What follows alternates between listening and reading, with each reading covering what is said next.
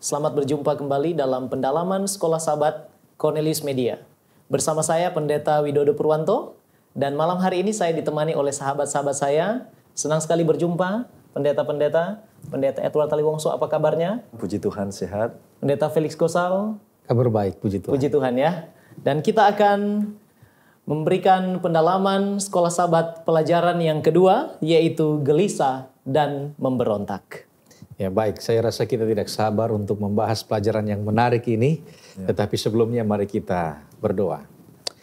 Bapa di surga, pada saat ini Tuhan, yang kami butuhkan adalah kuasa dari Roh Kudus yang dapat memampukan kami untuk memahami betapa besarnya hal-hal rohani yang dapat kami temukan di dalam firman Tuhan. Betapa berharganya kekayaan yang Tuhan miliki di dalam firman ini sehingga dapat memberikan kami pengertian dan kami boleh menjadi orang-orang yang setia kepada Tuhan. Biarlah pembahasan pada hari ini akan memberikan kami kekuatan iman, tetapi lebih daripada itu kami diubahkan menjadi manusia baru yang hidup sesuai dengan kehendak Tuhan. Di dalam nama Yesus kami sudah berdoa. Amin. Amin. Ya. Puji syukur kepada Tuhan, kita sudah tiba kepada pelajaran yang kedua dengan judul Gelisah dan Memberontak. Dan ayat inti yang dipilih oleh penulis pelajaran Sekolah Sahabat di pelajaran kedua ini adalah 1 Korintus pasal 10 ayatnya yang ke-11. 1 Korintus 10 ayat 11 mengatakan, semuanya ini telah menimpa mereka sebagai contoh dan dituliskan untuk menjadi peringatan bagi kita yang hidup pada waktu di mana zaman akhir telah tiba. Ya, ini ayat yang sangat menarik, dan sebelum kita masuk lebih dalam mungkin kita perlu berfokus kepada ayat inti ini. Ya, benar Mengapa sekali. Rasul Paulus mengatakan hal ini, Pendeta? Ya, benar sekali Pendeta Taliwongso. Di sini dikatakan bahwa semua yang menimpa mereka sebagai contoh. Kita harus tahu siapa ini mereka. Ya. Pendeta Widodo, kira-kira di dalam pelajaran kita pada saat ini, mereka ini siapa? Apakah orang Israel secara keseluruhan atau mereka ini adalah Miriam dan Harun? Ya. Ya, silakan. Benar sekali. Jadi di dalam ayat inti kita pada pelajaran pekan ini, kita mendapati bahwa semuanya ini telah menimpa mereka sebagai contoh. Dan ayat ini bercerita tentang apa yang terjadi kepada bangsa Israel. Dan banyak orang mengeneralisasi bahwa kalau yang berbicara di sini adalah bangsa Israel, maka semuanya. Ya. Namun kita perlu lihat dulu ayat-ayat sebelumnya yang mendasari ayat inti kita pada hari ini. Semuanya ini telah menimpa mereka sebagai contoh. Jadi kalau telah menimpa mereka, apa yang telah menimpa mereka? Siapa-siapa mereka itu? Ya. Ayat yang kelima kita baca terlebih dahulu.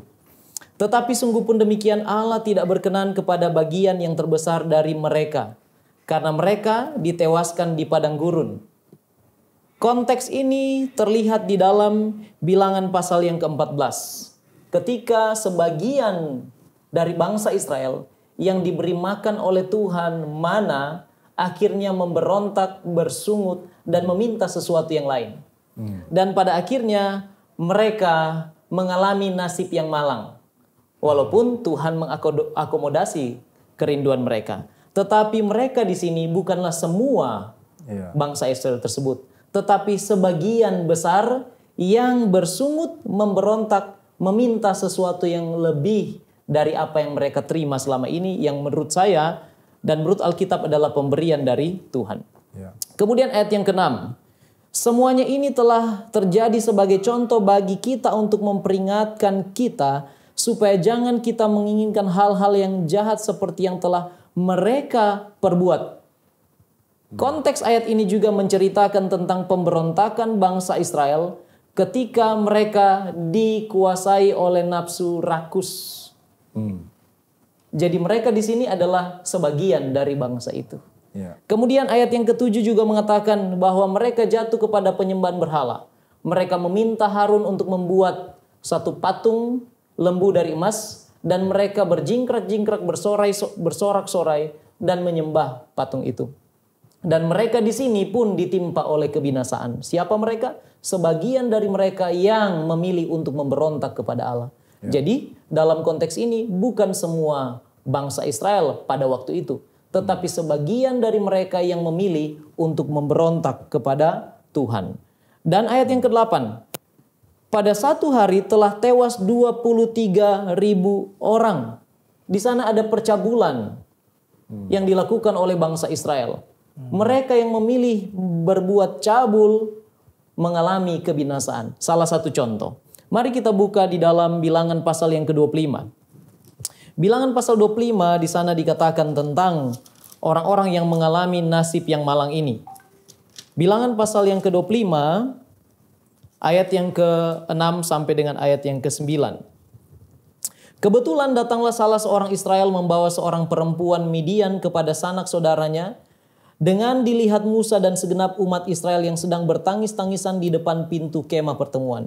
Ketika hal itu dilihat oleh Pinehas anak Eleazar, anak Imam Harun, bangunlah ia dari tengah-tengah umat itu dan mengambil sebuah tombak di tangannya, mengejar orang Israel itu sampai ke ruang tengah dan menikam mereka berdua, yaitu orang yang membawa perempuan untuk bersundal dan juga perempuannya. Dan mereka mengalami kebinasaan. Artinya orang-orang Israel yang memilih untuk memberontak kepada Allah dalam tanda kutip dengan perbuatan-perbuatan yang tidak menyenangkan hati Tuhan, maka mereka itulah yang mengalami kebinasaan parsial. Dan kalau kita mau jawab siapa mereka itu, pendeta? Jadi mereka itu adalah sebagian dari bangsa Israel. Kita tidak boleh mengeneralisasi bahwa semuanya itu adalah orang Israel secara menyeluruh. Jadi saya pikir demikian orang-orang Israel itu ya. Orang-orang Israel yang dituliskan dengan kata ganti mereka di sana. Oke, jadi dari pelajaran ini ternyata kita bisa melihat tidak semuanya. Dan kita juga kalau kita baca pelajaran ini ternyata ada di antara mereka adalah pemimpin-pemimpin, orang-orang terkemuka. Dan bahkan ada di antara mereka justru adalah Maryam dan Harun, orang paling dekat dengan Musa. Jadi bisa kita katakan bahwa mereka ini yang disebut sebagai pengacau-pengacau bisa datang dari pemimpin-pemimpin, tokoh-tokoh yang dihormati, bahkan juga orang-orang yang paling dekat dengan Musa sendiri. Nah, mungkin pertanyaan berikut adalah ayat ini, ayat inti kita mengatakan bahwa supaya menjadi contoh. Sebenarnya apa yang bisa kita ambil sebagai sebuah pelajaran yang sudah menimpa mereka ini sehingga boleh menjadi peringatan bagi kita. Pelajaran apa? Apakah mengenai persungutan atau mungkin permintaan mereka yang menuruti hawa nafsu atau mungkin penyembahan berhala? Pelajaran apa yang bisa kita ambil? Mungkin Pendeta Gosal. Baik, terima kasih Pendeta Tali Wongso. Dari ayat dan pertanyaan yang telah Pendeta berikan, ada sesuatu yang menarik di sana, yaitu contoh. Ada contoh yang bisa dijadikan pelajaran. Tetapi contoh yang diberikan di sini di dalam 1 Korintus pasal 10 adalah contoh peringatan. Mengindikasikan bahwa contoh-contoh ini kurang baik. Tapi sebentar kita akan lihat apa yang sementara dibicarakan oleh Rasul Paulus di dalam 1 Korintus pasalnya yang ke-10 ini. Nah, kenapa sampai contoh ini diberikan sebagai peringatan? Terima kasih Pendeta Widodo sudah membacakan ayat yang kelima tadi. Karena dari semua cerita-cerita ini, Alkitab mengatakan bahwa sebagian besar umat ini tidak bisa masuk tanah perjanjian. Ini sangat-sangat penting. Ya, bayangkan mereka hampir saja masuk ke tanah perjanjian, tetapi akhirnya mereka tidak bisa masuk. Dan ini menjadi peringatan yang penting bagi kita. Ya, sejumlah besar bangsa Israel gagal pada saat mereka hampir tiba di negeri Kanaan. Nah, contoh-contoh yang tadi ditanyakan sudah dibaca tadi oleh Pendeta Widodo bahwa ini adalah masalah seperti persungutan, hawa nafsu, rakus, ya, kemarahan, bahkan orang-orang yang tidak menghormati pemimpin. Ini adalah hal-hal yang muncul di dalam kita punya teks pada saat ini. Dan kalau kita lihat konteks di dalam bilangan tadi, di dalam kitab bilangan, seolah-olah pemberontakan ini diberikan kepada Musa. Ya, seolah-olah Seolah-olah pemberontakan ini diberikan kepada Musa. Tetapi mari kita lihat baik-baik di dalam Bilangan pasal 14 ya. Kita punya fokus pada saat ini 1 Korintus pasal 10, tetapi fokus sekolah sahabat kita berada di sekitar Bilangan pasal 11 sampai pasal 14.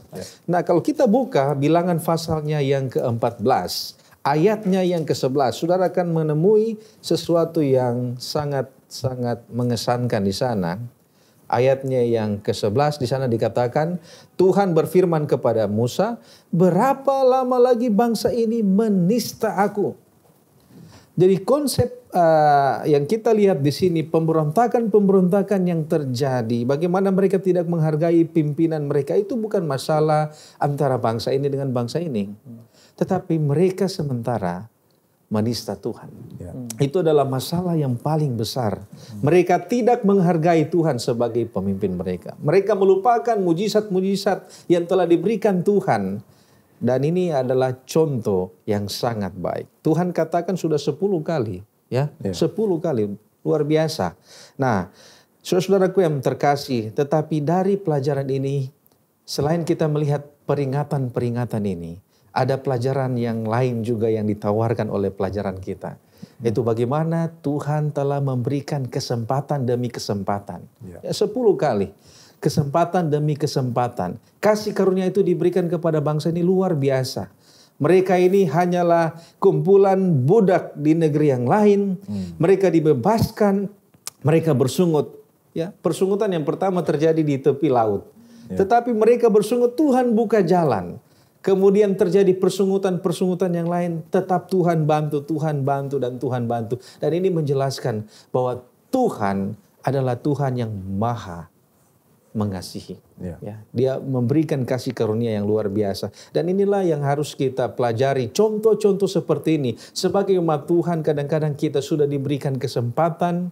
Dan kita harus mengambil kesempatan ini. Di dalam SDA Bible Commentary dia katakan mengomentari tentang cerita ini. Bahwa cerita ini atau contoh ini yang dituliskan di dalam 1 Korintus pasal 10 ini bukan saja sekedar contoh.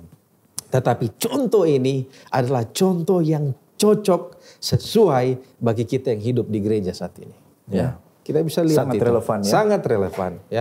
Pemberontak-pemberontak, persungutan-persungutan itu terjadi di dalam cerita ini. Tetapi dari pemberontakan itu kita bisa melihat bahwa Tuhan ini ketika dia memilih bangsa ini menjadi bangsa pilihan. Itu kasih karunia itu dicurahkan kepada bangsa ini. Walaupun mereka pada akhirnya harus dihukum, tetapi Tuhan tetap memperlihatkan bahwa Tuhan telah memilih bangsa ini. Dan disinilah semua kasih Tuhan dicurahkan bagi bangsa ini. Luar biasa, jadi memang betul kalau kita lihat pemberontakan mereka ketika mereka menyakiti hati Musa, tapi God took it personally. Bagi Tuhan melihat ini adalah penistaan terhadap dirinya sendiri. Sangat luar biasa pelajaran yang bisa kita ambil dari cerita pemberontakan ini. Betul sekali pendeta. Jadi ketika kita melihat pekabaran secara utuh, 1 Korintus pasal 10 adalah pekabaran tentang kasih karunia. Di mana Tuhan memilih bangsa itu, menuntun mereka dalam perjalanan rohani mereka bersama dengan Tuhan. Mulai dari keluarnya mereka dari tanah perbudakan Mesir, sampai mereka mengalami hal-hal yang luar biasa. Tapi toh justru mereka memberontak. Jadi kalau ini menjadi peringatan bagi kita yang hidup di zaman sekarang ini, adalah betul-betul nyata. Sebab ketika saya baca, John Calvin mengomentari ayat-ayat ini, dia katakan bahwa ada yang memberontak tetapi tidak menerima langsung hukumannya. Tetapi dia katakan adalah hukuman yang sangat pahit, yaitu mengetahui kenyataan bahwa di balik kasih karunia Allah, mereka menolak dan pada akhirnya mereka tidak diizinkan untuk masuk ke tanah perjanjian. Nah, sekarang setelah kita melihat kasus-kasus di atas, bagaimana mereka memberontak, menolak kasih karunia Allah, bahkan sebagai bangsa yang dipilih oleh Tuhan bukan karena kehebatan mereka. Apa sih sebenarnya yang menjadi landasan ketika hal-hal ini terjadi? Apa yang menjadi penyebab utama? Penyebab utama dari semua kasus di atas. Sekalipun mereka telah mengalami kasih karunia, tetapi kok masih saja memberontak. Kira-kira penyebab utamanya apa, Pendeta? Kira-kira Pendeta Entu Atali Wongso. Mungkin pertanyaan, kalau saya bisa lebih pertajam, kita mungkin akan berkata bahwa mereka yang sudah begitu banyak diberikan terang, sudah begitu banyak melihat mujizat Tuhan, ya. Tetapi kenapa mereka bisa terjebak kembali di dalam dosa-dosa mengerikan yang kita sebutkan tadi, yang sudah kita pelajari. Nah, mari sebelum kita pelajari ini, tapi terlebih dahulu kita merendahkan diri di hadapan Tuhan. Mengapa? Oleh karena sangat mudah, saudara-saudaraku, untuk menunjuk jari kepada orang Israel kuno dulu. Ya. Tetapi sebenarnya kita juga bisa mengulangi kesalahan yang sama. Bagi saya penyebabnya di sini ada dua, dan kita akan coba pelajari. Yang pertama adalah mengapa seringkali kita gagal, bukan oleh karena kurang pengetahuan, tetapi seringkali oleh karena kita tidak percaya bahwa apa yang Tuhan atur bagi kita itu baik. Ya. Contoh, sejak pertama ketika orang tua kita, Adam dan Hawa itu jatuh, maka mereka meragukan bahwa sepertinya Tuhan masih menyimpan satu yang baik. Padahal semua buah dalam taman itu boleh mereka makan, tapi ada satu yang dilarang. Ya. Setan memanfaatkan rasa ingin tahu ini dan mengatakan sebenarnya masih ada yang lebih baik dari ini. Seandainya kamu makan ini, mata kamu akan terbuka dan melihat yang lebih indah dari apa yang kamu lihat ini. Jadi itu sebabnya mengapa Oswald Chambers, seorang penulis Kristen, dia katakan bahwa akar segala dosa adalah kecurigaan bahwa apa yang diminta oleh Allah itu tidak baik. Tidak baik. Ya. Jadi seringkali kita walaupun sudah begitu banyak terang, sudah jelas, tapi apakah yang Tuhan instruksikan itu baik atau tidak? Nah, sekarang kita masuk kepada yang kedua. Yang kedua adalah yang begini. Percaya bahwa jalan Tuhan itu baik. Ya, percaya bahwa jalan Tuhan itu baik. Tetapi mengikuti jalan Tuhan itu akan sangat menyakitkan. Dan inilah contoh yang cocok dengan pengalaman orang Israel. Mereka tahu Tuhan itu baik, mereka tahu Tuhan itu maha kuasa, tetapi sepertinya mengikuti cara Tuhan itu terlalu menyakitkan. Ya.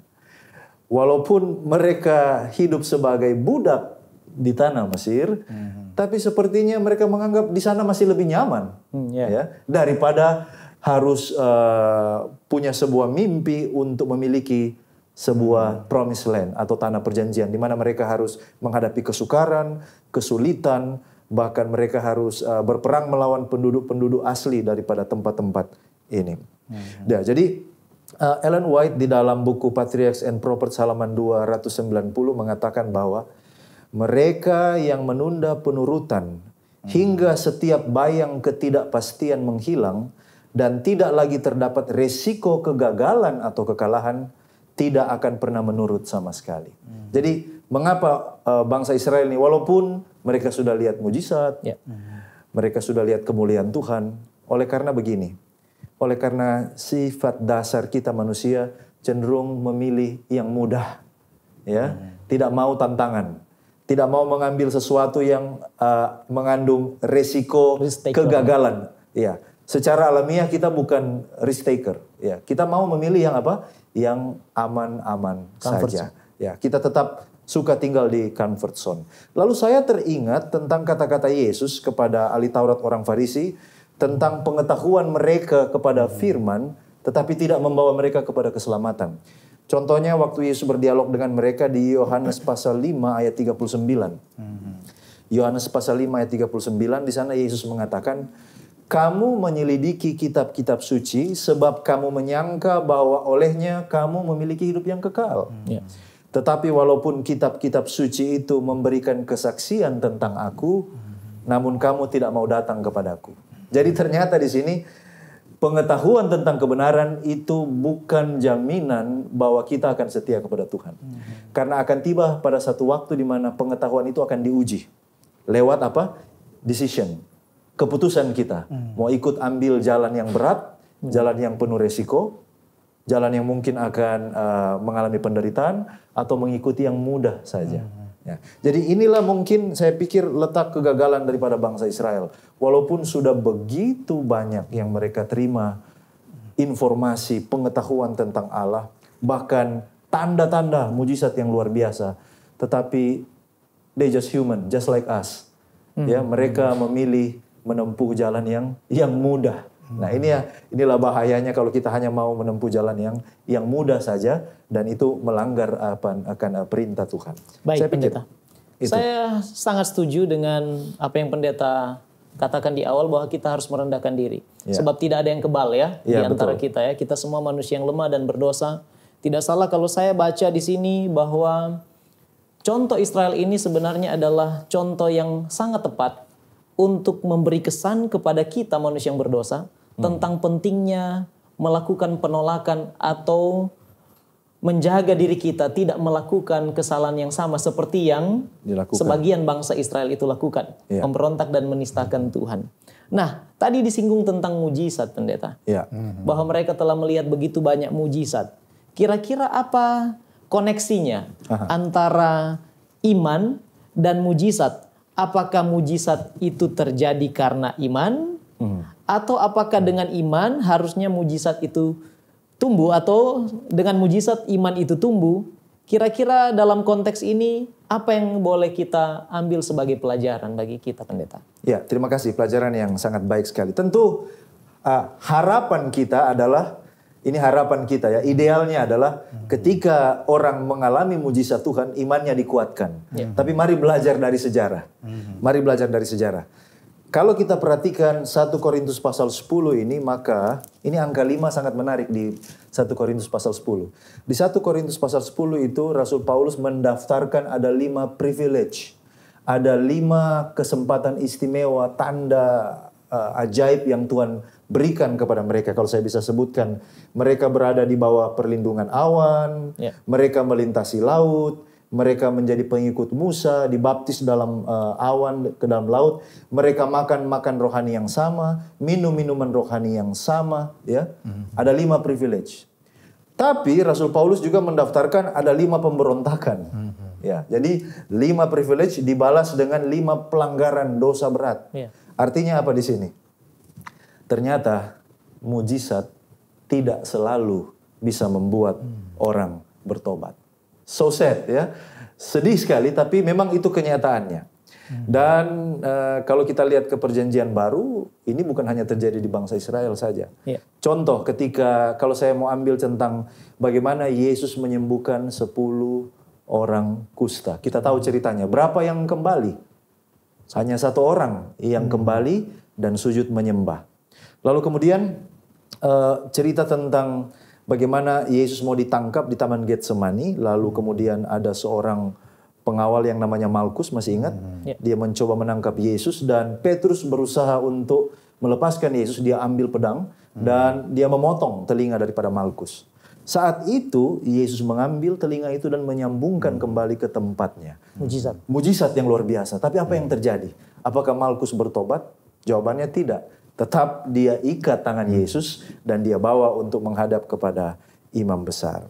Jadi di sini kita lihat bahwa sayangnya mujizat tidak selalu bisa membuat orang bertobat. Lalu kemudian, kalau begitu apa hubungan mujizat dengan iman? Dalam pengalaman dan pendalaman saya melihat bahwa Tuhan seringkali berbicara dengan seseorang itu sesuai dengan situasi orang atau kelompok tersebut. Ya. Saya mau katakan demikian, bahwa bagi saya secara pribadi, saya tidak membutuhkan mujizat untuk percaya bahwa Allah itu kasih, bahwa dia itu ada. Tapi bagaimana dengan orang di luar sana yang masih sangat percaya kepada hal-hal yang supernatural? Ya. Mungkin Tuhan berbicara kepada mereka dengan menggunakan apa? Mujizat. Ada satu pengalaman dari pendeta Mark Finley ketika dia mengadakan KKR di Afrika. Dan pada waktu itu mereka adakan di lapangan terbuka. Lalu kemudian tanda-tanda di langit mengatakan badai hujan akan segera datang. Lalu kemudian pada waktu itu pendeta Mark Finley dia berdoa, dia katakan, Tuhan, saya secara pribadi, saya tidak membutuhkan mujizat untuk percaya bahwa Engkau ada. Tapi bagaimana dengan orang-orang ini yang masih sangat percaya tahyul dan lain sebagainya? Jawab doa ini Tuhan demi mereka. Dan benar, ketika dia selesai berdoa, maka awan di atas daripada tempat pertemuan itu sepertinya menyamping dan hujan hanya di bagian pinggir saja. Tapi di tempat di mana mereka berkumpul itu tidak ada lagi apa? Tidak ada lagi hujan. Jadi di sini kita lihat bahwa Tuhan seringkali menggunakan mujizat, tetapi mungkin itu bukan modus operandi Tuhan untuk setiap kasus, ya, untuk setiap kasus. Nah, bahkan kalau kita lihat apa relevansi kita untuk saat ini, sekarang ini, bahkan kita harus berhati-hati. Oleh karena apa? Ada amaran di dalam Matius pasal 24 ayat 24. Yesus mengamarkan bahwa banyak nabi-nabi palsu, mesias-mesias palsu, mereka akan datang dan mengadakan tanda-tanda mujizat untuk menyesatkan banyak orang, bahkan orang-orang pilihan juga. Lalu kemudian di Matius 7 ayat 21 sampai 23, Yesus mengamarkan hari terakhir akan banyak orang yang datang dalam nama Yesus, kami mengusir setan, membuat banyak mujizat. Tapi pada akhirnya Yesus katakan, aku tidak pernah mengenal kamu. Wahyu pasal 13, ada kekuatan yang bahkan bisa katanya menurunkan api dari langit. Jadi kita harus sangat berhati-hati sehubungan dengan mujizat ini. Pertunjukan mujizat bukanlah ukuran untuk mengambil keputusan mana yang benar dan mana yang salah. Karena rupanya di akhir zaman, setan juga menggunakan mujizat untuk menyesatkan banyak orang. Jadi saya pikir itulah koneksinya antara mujizat dan iman kita. Kalau kita lihat bagaimana latar belakang daripada pelajaran sekolah Sabat adalah pengalaman orang Israel. Dan bagaimana pada akhirnya ada sebuah solusi yang Tuhan berikan tentang manajemen dan peran dari seorang pemimpin, ya. Tentang bagaimana memimpin umat dalam kuantitas yang banyak dan juga dalam problem yang sangat kompleks seperti ini. Lalu kemudian Tuhan mengangkat 70 pemimpin untuk membantu Musa. Kira-kira pelajaran apa tentang manajemen dan kepemimpinan dari kisah ini yang bisa kita ambil? Mungkin Pendeta Widodo. Baik, menarik ya pertanyaannya. Ya. Namun saya ingin sedikit menyinggung Pendeta tentang mujizat. Karena menarik bagi saya ya. Ya.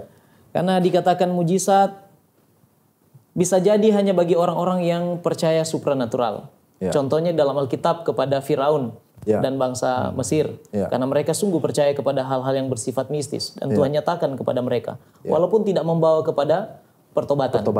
Kemudian kita juga memang harus berhati-hati dengan mujizat di akhir zaman. Sebab setan bisa menggunakan cara yang sama untuk menipu orang-orang yang percaya sejati kepada Tuhan. Saya baca di dalam buku Mrs. White. Dalam bukunya The Faith I Live By, halaman 137. Dan juga buku Amazing Grace, halaman 253. Dikatakan di sana bahwa the greatest miracle, mujizat yang terbesar adalah ketika hati itu diubahkan. Dan kasih Kristus tinggal di sana. Jadi artinya ketika seseorang lahir baru, itu sebenarnya adalah mujizat yang besar. Ya, di mana hal ini sulit dilakukan hanya oleh kemampuan seseorang manusia. Tetapi harus dilakukan dari dalam oleh kuasa ilahi yang bekerja di dalam hati seseorang. Dan ini tidak bergantung kepada seberapa lama dia berjalan dengan Tuhan atau dia percaya kepada Tuhan. Sebab contohnya di dalam cerita pencuri yang disalib bersama-sama dengan Yesus. Saya senang dengan cerita ini karena di dalam Markus pasal 15 ayat 32, keduanya itu mencela Yesus. Tapi tidak beberapa lama kemudian yang seorang bertobat. Pada waktu yang seorang masih mengejek dan mencemooh Yesus, yang seorang bertobat. Hati-hati bicara. Dia ini sebenarnya adalah yang dijanjikan oleh Tuhan. Dan dia katakan, ingatlah akan aku Tuhan. Dan janji Tuhan bahwa engkau sudah mendapat jaminan bahwa engkau akan ada di dalam kerajaan surga. Luar biasa. Sebegitu cepat mujizat tentang perubahan hati dari yang sebelumnya menyangkal Tuhan dan kemudian menjadi percaya kepadanya. Artinya tidak bergantung seberapa intim kita, tetapi memang Tuhan kadang-kadang bekerja dengan caranya sendiri untuk menobatkan orang. Nah, dalam hal ini Musa juga ketika memimpin orang Israel, dia sebenarnya harus paham tentang bagaimana Tuhan membuat proses di dalam membuat dia menjadi pemimpin yang hebat. ketika kita baca kepemimpinan Musa, hebat. Ya. Namun ada beberapa saran kepadanya yang didapatnya baik dari Yitro, kita baca dalam kitab Keluaran, dan juga dari Tuhan. Dalam hal ini, ketika kita bicara 1 Korintus pasal 10 dan merujuk kepada Bilangan pasal 11 sampai 14, di sana Musa mengalami hal yang sungguh menyakitkan hatinya. Ketika orang Israel berteriak, menangis tanpa malu lagi terhadap persungutan mereka kepada Tuhan, maka Musa terbebani. Yang pertama dia terbebani, tidak senang oleh karena luar biasa umat-umat ini ya. Sudah dipimpin sejauh ini dengan banyak mujizat, ditunjukkan kasih karunia, tetapi toh mereka masih bersungut-sungut juga. Masih tidak percaya juga kepada Tuhan. Beban yang kedua, dia mendengar di sana Tuhan murka terhadap persungutan orang-orang yang dipimpinnya. Jadi Musa terbebani dari dua arah. Kalau diaplikasikan dengan kehidupan kita sebagai pendeta, kadang-kadang tekanan itu datang dari bawah, dari umat, dan kadang-kadang tekanan itu datang dari atas, dari pimpinan-pimpinan kita. Nah, ketika kita bicara tentang manajemen, pelajaran apa yang perlu kita ambil dari kisah Musa ketika dia terbebani sebagai seorang pemimpin? Dan dia bersungut kepada Tuhan. Dia terpengaruh juga terhadap tangisan, teriakan orang Israel. Dia bilang, Tuhan, bagaimana mungkin engkau tanggungkan beban yang sebesar ini? Responsibility-nya begitu hebat, Tuhan. Apakah saya yang mengandung dan melahirkan mereka? Dan kemudian dia sebenarnya sedang lupa bahwa dalam kepemimpinannya dari awal, Tuhan selalu menyertai dia. Kekuatannya itu hanya datang dari Tuhan, bukan dari yang lainnya. Itulah sebabnya saya highlight sedikit ya beberapa pelajaran tentang manajemen di sini. Yang pertama, di dalam melakukan tugas kepemimpinan, kita jangan pernah melupakan Tuhan, sebab yang kita lakukan itu sebenarnya adalah menjalankan agenda Tuhan, bukan kita manusia. Dalam memimpin bangsa Israel, Musa sedikit waktu lupa bahwa dia sedang menjalankan agenda Tuhan. Yang kedua, jangan lupakan sebagai pemimpin kita, jangan selalu ada di zona nyaman kita. Tadi pendeta sudah katakan ya, kadang-kadang kita suka tinggal di zona nyaman. Dan kita harus mendelegasikan tugas. Biasanya orang kalau sudah ada di comfort zone, sudah ada di posisi yang nyaman, tidak mau mendelegasikan tugas. Atau bahkan dalam tanda kutip, bisa jadi orang-orang yang punya potensi dianggap oleh pemimpin-pemimpin yang kurang bisa mendelegasikan tanggung jawab itu sebagai ancaman bagi mereka. Saingan. Akhirnya harus disingkirkan orang-orang yang seperti ini. Gantinya mendelegasikan tugas. Nah Musa, Tuhan beri saran bahwa pilihlah 70 orang yang engkau lihat sebagai tua-tua dan pemimpin mereka. Walaupun para pengintai juga dari para pemimpin. Yang membawa kabar yang tidak menyenangkan sebab mereka mau tetap tinggal di comfort zone. Jadi mendelegasikan tugas. Kita tidak akan pernah berhasil dengan konsep one man show. Jadi tidak akan pernah berhasil. Yang berikut, Musa setelah mendelegasikan, dia juga mendoakan. Jadi mendoakan supaya kuasa itu turun ke atas mereka. Ada banyak kali ketika kita melihat pemimpin kita bermasalah, kurang berintegritas, atau sedang salah mengambil keputusan, kita langsung judge mereka tanpa mendoakan. Sebagai pemimpin yang baik, kita harus melatih, mendelegasikan, dan mendoakan mereka yang akan mengambil bagian di dalam pelayanan agenda, menjalankan agenda Tuhan. Dan yang terakhir adalah, bagi saya pelajaran manajemen dari kepemimpinan Musa di bawah arahan Tuhan adalah harus selalu fokus kepada misi yang Tuhan percayakan. Sekalipun itu tidak mengenakan, tidak menyenangkan. Tetapi fokusnya adalah membawa bangsa itu betul-betul mengenal siapa Allah yang telah menyertai mereka, yang telah mengaruniakan kasih karunia kepada mereka, dan berfokus kepada bagaimana mereka boleh menjadi berkat bagi bangsa-bangsa lain. Saya pikir pelajaran manajemen seperti itu ya. Dari kisah yang dicatatkan di dalam Bilangan pasal yang ke-14 ini. Baik, terima kasih Pendeta Widodo. Saya rasa ini sangat penting karena salah satu yang menjadi faktor bagaimana bangsa ini bisa setia kepada Tuhan adalah faktor manajemen. Ketika pemimpin itu memiliki integritas yang baik, dia dapat memimpin dengan baik, mengajar dengan baik, menjadi gembala yang baik, maka di situ akan membantu umat-umat ini mereka tidak memberontak kepada Tuhan, ya, tidak menjadi umat yang gelisah seperti pelajaran kita. Nah, di dalam 1 Korintus pasal 10 ayat 11 kita punya tema. Di sana dikatakan bahwa contoh ini dituliskan menjadi peringatan bagi kita yang hidup di akhir zaman.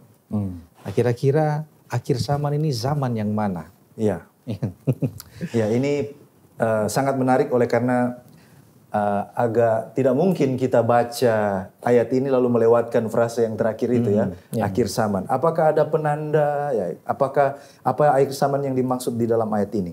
Jadi ini akan kita diskusikan bersama. Nah, kita perlu tahu bahwa kita kalau seandainya kita memiliki kesempatan untuk bisa membaca Alkitab di dalam bahasa aslinya, maka kadang-kadang kita bisa melihat ada sesuatu yang barangkali tidak kita temukan di dalam terjemahan. Nah, maksud saya untuk menyatakan hal ini tidak mendiscourage saudara-saudara yang membaca Alkitab dalam bahasa Indonesia bahwa saudara tidak bisa mengerti artinya. Tetapi ada nuansa yang lain yang bisa kita lihat kalau seandainya kita membaca Alkitab di dalam bahasa aslinya. Dan barangkali inilah yang akan menolong kita untuk melihat apa sebenarnya makna di dalamnya. Nah, sebelum itu saya mau menyampaikan dulu bahwa pemahaman kita tentang akhir zaman dan apa bukti-bukti Alkitabiah tentang akhir zaman itu. Nah, seringkali apa yang kita mengerti tentang akhir zaman itu agak bertentangan dengan dasar Alkitabiah yang menyebutkan tentang akhir zaman. Apalagi kita sebagai umat Advent yang percaya bahwa kita memberikan amaran terakhir kepada dunia sebelum kedatangan Yesus. Kita cenderung berpikir bahwa akhir zaman itu disebabkan oleh karena gempa bumi, peperangan, ya, pandemi. Ya, sekarang banyak orang yang berpikir bahwa pandemi inilah yang sebagai penanda bahwa kita sudah masuk pada akhir zaman. Tapi sebenarnya kalau kita kembali kepada Alkitab, apa yang sebenarnya disebut akhir zaman? Saya mau katakan bahwa ditentukannya akhir zaman atau belum akhir zaman itu bukan oleh karena apa yang terjadi di sekeliling kita. Bukan oleh karena peperangan dan lain sebagainya. Walaupun itu juga adalah tanda-tandanya. Tetapi yang utama adalah hidup, karir, dan pelayanan daripada Yesus Kristus. Kita tahu bahwa Yesus Kristus dalam misi penyelamatannya, yang pertama dia harus menjelma. Menjadi manusia. Lalu kemudian dia menghidupkan satu kehidupan yang sempurna untuk mematahkan tuduhan daripada setan. Lalu sesudah itu dia harus mengorbankan nyawanya, dia harus mati. Lalu sesudah itu dia akan apa? Bangkit. Lalu sesudah dia bangkit dia akan naik ke sorga menjadi perantara. Dari semua yang saya sebutkan ini tadi, maka kita sudah berada pada fase yang kelima, ya, di mana Yesus sekarang sudah menjadi perantara kita. Nah, saya mau baca beberapa ayat tentang konsep akhir zaman yang ada di Alkitab dan yang dipahami oleh orang-orang di zaman Perjanjian Baru agak berbeda dengan apa yang kita pahami. Saya kasih contoh. Pada hari Pentakosta, pada waktu penggenapan dari kitab Yoel, di mana teruna-terunamu akan berbicara, akan dipenuhi oleh Roh Kudus. Kita mesti ingat bahwa Yoel mengatakan itu nubuatan itu akan digenapi pada hari-hari terakhir. Ya. Rasul Petrus juga waktu dia mengutip kitab Yoel pada hari Pentakosta itu mengatakan bahwa hari-hari terakhir ini akan digenapi. Nah, itu berarti pada waktu mereka kecurahan Roh Kudus di hari Pentakosta itu adalah hari-hari terakhir. Itu sudah akhir zaman sebenarnya. Ya. Dilihat dari sudut mana? Tidak ada gempa bumi, tidak ada peperangan. Tetapi dilihat dari sudut pandang pelayanan daripada Yesus. Oleh karena kalau kita pelajari lebih dalam, pada hari yang sama ketika hari Pentakosta di bumi, di sorga, Yesus menjadi seorang imam besar. Dia menjadi pengantara antara bumi dan sorga. Ya, jadi di situ kita lihat bahwa ternyata konsep tentang akhir zaman di dalam kitab Perjanjian Baru itu berbeda. Lalu kalau ke kitab Ibrani pasal 1 kalau kita baca. Kita mau lihat dulu tentang konsep akhir zaman. Ibrani pasal 1 ayat 1 dan 2. Mari kita baca. Dikatakan begini. Setelah pada zaman dahulu Allah berulang kali dan dalam pelbagai cara berbicara kepada nenek moyang kita dengan perantaraan nabi-nabi. Jadi zaman dahulu bicara melalui nabi-nabi. Maka pada zaman akhir ini ia telah berbicara kepada kita dengan perantaraan anaknya yang ia telah tetapkan sebagai orang yang berhak menerima segala yang ada. Jadi bagi penulis kitab Ibrani, sekarang ini sudah akhir zaman, bukan oleh karena tanda-tanda gempa bumi dan segala sesuatu. Tetapi oleh karena zaman sekarang, Tuhan sudah berbicara, tidak lagi lewat nabi, tetapi dia sudah mengutus siapa? Anaknya sendiri. Jadi ini sudah akhir zaman. Itu menurut pemahaman dari penulis kitab Ibrani. Nah sekarang, kita kembali ke ayat inti kita. Kalau kita kembali ke ayat inti kita, ada kata-kata di dalam bahasa asli yang mungkin tidak terdapat di dalam terjemahan, yaitu kata zaman, ya, di mana zaman akhir telah tiba. Di situ sifatnya itu adalah singular atau hanya satu. Tetapi sesungguhnya kalau kita baca di dalam bahasa aslinya itu adalah plural atau jamak, lebih dari satu. Jadi sebenarnya ayat ini harus dibaca adalah pada waktu di mana zaman-zaman akhir telah tiba. Itu yang pertama. Jadi harusnya zaman-zaman akhir telah tiba. Jadi sepertinya ada lebih dari satu zaman di sini. Lalu kemudian yang berikut ada di kata telah tiba. Kata bahasa aslinya di sini adalah kata tao yang bisa diartikan sudah datang, sudah tiba, tapi juga bisa diartikan bertemu. Bertemu. Nah, sepertinya ada seorang yang bernama Weiss, seorang scholar dari Jerman yang mengatakan bahwa ketika Rasul Paulus bicara tentang zaman-zaman telah bertemu, yang dia maksud adalah dia dan jemaat Korintus hidup pada masa di mana dua zaman itu bertemu satu dengan yang lain, yaitu zaman sebelum kedatangan Kristus yang yang penulis Ibrani tadi katakan zaman dahulu, dan zaman sekarang ketika Kristus sudah datang dan berbicara secara langsung. Jadi bisa saya katakan menurut Rasul Paulus, kalau kita setuju dengan Weiss, bahwa mereka ini sekarang hidup di penghujung dari zaman terdahulu dan permulaan dari akhir zaman. Nah, saya berharap semoga ini bisa dimengerti, dan memang tidak mudah untuk memahami hal ini. Dan kita juga melihat bahwa Rasul Paulus adalah seorang Yahudi, latar belakang Yahudi, dan dengan Jewish background-nya, dengan latar belakang keyahudiannya, dia mengerti apocalyptic division atau masa-masa periode-periode apokaliptik. Zaman ini selesai lalu kemudian dimulai dengan zaman yang lain. Jadi saya lebih setuju dengan pendapat dari Weiss. Yang dimaksud dengan akhir zaman, akhir dari zaman-zaman di sini adalah pertemuan antara dua zaman. Zaman sebelum Kristus sudah selesai, dan zaman di mana Kristus telah datang baru saja dimulai zaman yang baru. Jadi dari sudut pandang itu, di sini kita melihat bahwa ternyata akhir zaman itu bukan oleh karena apa yang terjadi sekeliling kita, tetapi dari sudut pandang karakter pelayanan daripada Yesus Kristus. Baik, pendeta tadi sempat singgung bahwa zaman akhir itu adalah ketika kita berpindah dari satu zaman ke zaman yang lain, ya. Iya. Dan pendapat lain juga mengatakan bahwa zaman akhir menurut konteks bangsa Israel pada saat itu adalah ketika mereka masuk kepada periode yang baru. Saat itu mereka adalah bangsa yang terasing, mereka hidup di tempat yang asing, tanah orang, mereka menjadi budak di sana. Dan setelah berpuluh tahun mereka berada di padang gurun, mereka menantikan kegenapan dari janji Tuhan itu ketika mereka masuk ke tanah Kanaan. Ketika mereka masuk ke dalam tanah Kanaan, maka mereka ada judgment di sana. Mereka harus menghukum orang-orang yang ada di tanah Kanaan, lalu menempati itu di sana menjadi zaman yang baru. Oleh karena itu, ada juga yang mengatakan bahwa pada saat itu dalam pemandangan bangsa Israel itu adalah merupakan akhir zaman bagi mereka. Ya, kalau kita belajar tentang orang Israel dan bagaimana konsep tentang reward and punishment, ya. Dan kalau kita lihat seperti Yusak dan Kaleb dibandingkan dengan 10 pemimpin yang lain, Yusak dan Kaleb mendapat reward, sementara mereka yang memberontak mendapat punishment.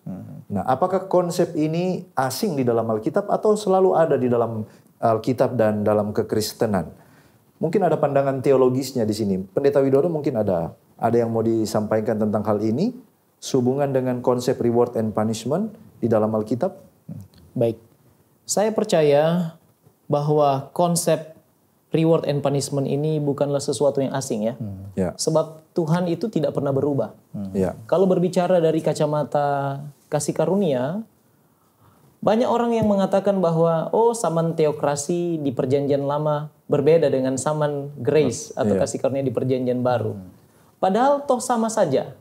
Walaupun di perjanjian lama Tuhan sepertinya bertindak dengan hukuman-hukuman yang bersifat fisik ya, kelihatan. Ya. Tetapi ujungnya tujuannya adalah bahwa jikalau kita memberontak, menolak untuk percaya, mencoba berpikir dengan gelisah untuk mencari jalan kita sendiri, maka pada akhirnya kita akan menerima punishment. Punishment itu akan tiba pada klimaksnya pada waktu kita tidak diizinkan masuk ke tanah perjanjian surgawi. Sedangkan rewardnya bagi mereka yang percaya dan terus tinggal di dalam kasih karunia Allah, dalam istirahat yang sejati, maka sudah pasti mereka akan mendapatkan tempat kelegaan bersama dengan Yesus seperti yang Yesus janjikan sendiri dalam Yohanes pasal yang ke-14. Saya pikir demikian. Baik, saya melihat hal ini dalam dua sisi, yaitu yang pertama kita melihat pada orang yang memberontak tetapi tidak dihukum. Ya, seperti contoh kasus Korah, dia dihukum tetapi Alkitab mengatakan anak-anaknya itu dibiarkan hidup. Ya, jadi ada orang yang melakukan pemberontakan tapi dibiarkan hidup, tapi juga ada yang lain tidak melakukan pemberontakan tapi dihukum menjadi korban. Menjadi korban. Ya. Sama seperti yang Musa katakan di dalam Bilangan pasal 14 ayat 18. Ya, bahwa Tuhan itu dia membalaskan kepada keturunan yang ketiga dan keempat. Nah, saya melihat ini dalam dua sisi yang berbeda. Yang pertama, ketika mereka yang melakukan pemberontakan lalu tidak dihukum, ya. Nah, kita harus melihat cerita ini juga. Ketika bangsa ini melakukan pemberontakan, Tuhan tidak langsung menghukum mereka. Ya, walaupun Tuhan bilang mereka tidak bisa masuk ke tanah Kanaan, tapi itu waktu diberikan. Artinya bagi mereka yang melakukan pemberontakan dan tidak dipanis, mereka diberikan kasih karunia. Ya. Nah, bagaimana dengan mereka yang tidak melakukan tetapi mendapat punishment?